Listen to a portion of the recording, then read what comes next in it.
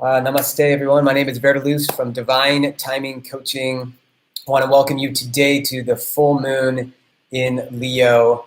Wow, it's a crazy one. So I want to give you the 10-minute download about this full moon, what else is going on in the sky.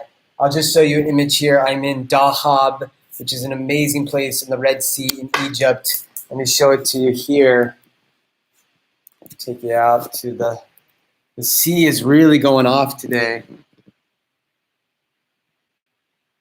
Lots of wind. It's a big kite surfing location as well as diving location here. And I've been diving a few times in the Blue Hole Canyon and some of these great sites that are world famous. Absolutely gorgeous. But it's a crazy full moon and it's been affecting me a lot. I want to share a little bit about that here and how you may be affected from the full moon. It's at 9 degrees of Leo. So any planets that you have close to 9 degrees of Leo will be very affected by this. Now, that's also true for Taurus and Scorpio, which are squaring Leo, and for Aquarius, because the sun is at that degree of Aquarius, 8-9 degrees. So we're actually forming a massive T-square in the sky. A T-square is a very tense astrological configuration. This has been going on a lot of the month of January. And what we see is that this full moon activates what a lot of astrologers have been talking about, which is the fact that we have Jupiter and Saturn in Aquarius. Jupiter's at about 9 Aquarius, 8 to 9 Aquarius. Saturn's at 4 Aquarius. Now the sun has just touched Saturn and is with Jupiter, which is expansive, and there's a lot of growth. Also potential of understanding how we can root down and crystallize some of our bigger, expansive ideas or visions that we've had, especially around teaching, around inspiring other people. That's really up for us with this full moon, and how we can step into being a creator, a performer, an artist, a leader, and have some play in our life with the Leo full moon. But we have to do that in a way that's grounded, Saturn, that has some potential for long-term growth, Saturn. And Jupiter gives opportunities for that. They may come from some surprising locations. And it may be a little bit volatile in how the new information, the new insights, and those exciting opportunities are coming in. That volatility, which is kind of like a crazy, wild roller coaster, like these waves out here, is coming from Uranus and Mars. Mars and Uranus are both in Taurus, and this has been very strong for the last few weeks. And this creates a lot of crazy energy of uncertainty, surprise, unexpectedness.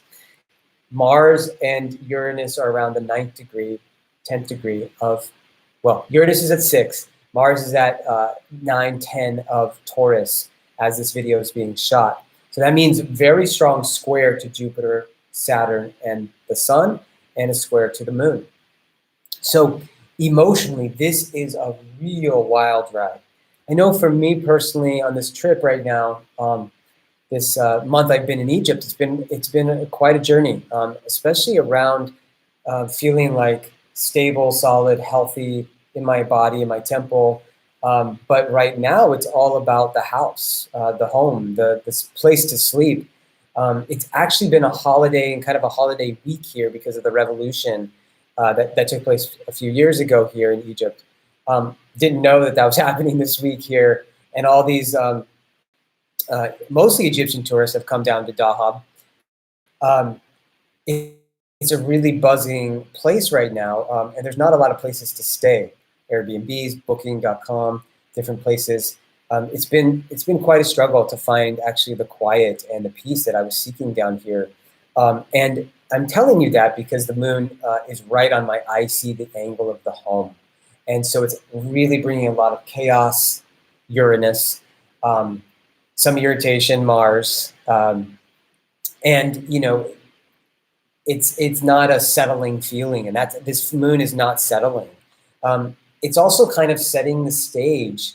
You know, there's a potential for an eruption or an epiphany of consciousness through this process. We can have an awakening right now with this. It can be really, really important to move this energy physically. Leo is a playful sign, and so we want to get out. We want to dance. I'm going to actually a festival here today, like electronic music festival, ethnic deep house.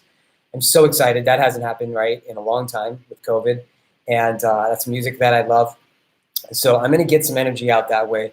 Swimming, hiking, skiing. If you're in the cold temperatures right now, get out and move this energy physically. It's really important to do that because if not, the Mars-Uranus can combust, and it can be projected onto those we care about the most because Venus in the sky right now is conjunct Pluto. And that's going to be active for the next 4 or 5 days, very strong over the next 3 days. She's been there, building energy this last week. And Venus, of course, is the goddess of love. When she's with Pluto, we're going on an underworld journey. So we're going to have to process some shadow material. We're going to look at how we work with power in a relationship, power dynamics, maybe some control issues. We will process things that maybe we have pushed away, we've repressed.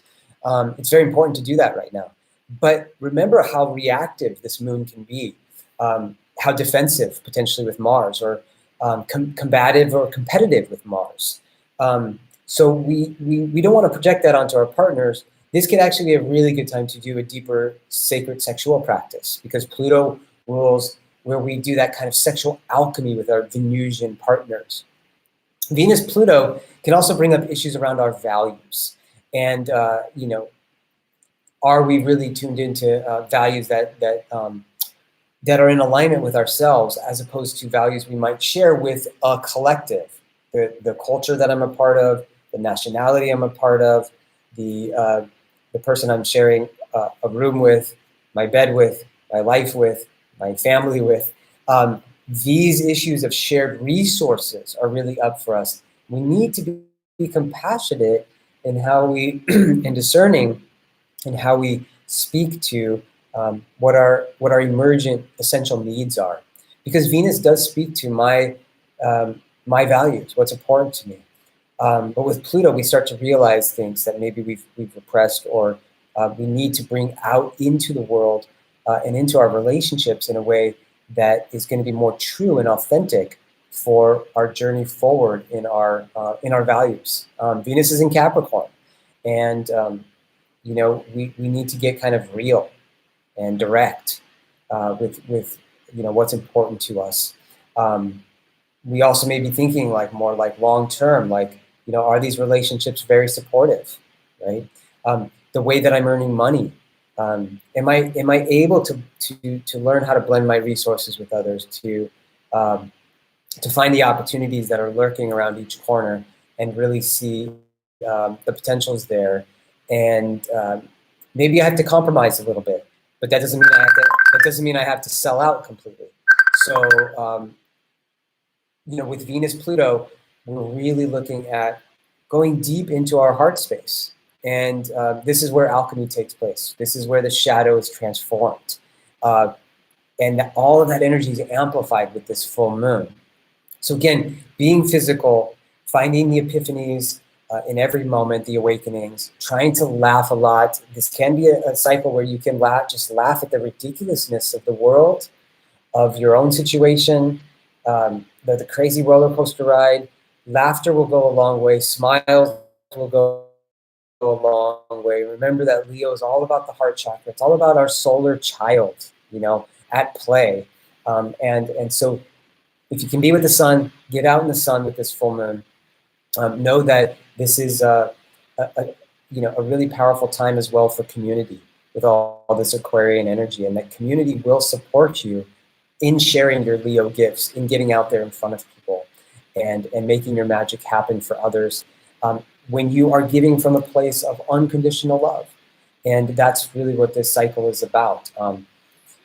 Not getting overly reactive, and knowing that there are these surprises around every corner, but also remember that we have to try to stay grounded and do the deeper work of accessing the places that may be a little bit painful. And can we speak from a place of compassion? Remember that Mercury is about to go retrograde at 26 degrees of Aquarius. That will happen over the weekend for the next 3 weeks. So say the first 3 weeks of February, you have Mercury retrograde all through the sign of Aquarius. Who are my true community? Where's my real tribe? What's my humanitarian purpose in the world? What ideals do I stand for? What visions do I hold for a utopian world that I want to live in? How am I part of a collective? What's my collective identity? This is Aquarian types of things. And a lot of people are struggling with that right now, right? Like being an American, I can only travel certain places. That's one of the reasons I'm in Egypt. Um, you know, getting COVID tests, to travel, it's a pain in the ass. And that's the new world that we live in. And these are some of the Saturnian controls on the Aquarian peoples, the Aquarian masses. Well, Mercury retrograde is going to make us really consider what it means to be in this new world and to be a part of a world population that's going through a crisis, to be a part of cultures that have, or communities or nationalities that have certain requirements. So these are things we're going to be considering and reflecting on during the Mercury retrograde. But remember that communication is challenged. Technology can be challenged, so we want to back up our hard drives and everything else. And of course, travel, which I'm doing during this time, can be delayed or there can be some struggles with it. So we have to prepare for that. And it adds a level of stress and tension. So try not to add more tension during this full moon. It's already tense enough. And try to laugh, play, enjoy yourself. I hope that's been helpful. You can tune in more to divinetimingcoaching.com or divine-timing-coaching.com for more trainings and any readings or coaching you'd like to